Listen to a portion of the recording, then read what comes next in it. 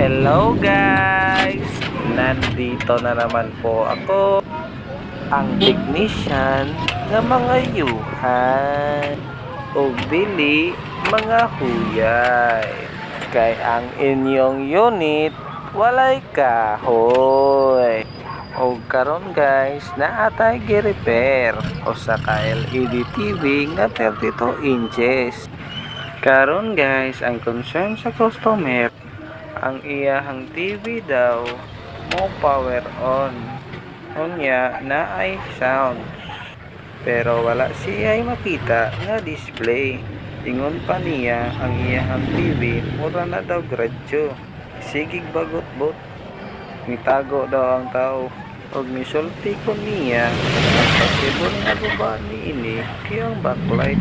Kay tungod nga ni tongtong na og 4 ka tuig ang pangidaron sa iyahang TV. Og karon ako ni siyang giilisan ang iyahang backlight. Og brand new ang ato ang gitaod ni ini.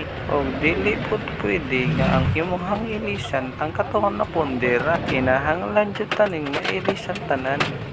Kay og mailisan siya tanan, dako ako ang magkwarta. What?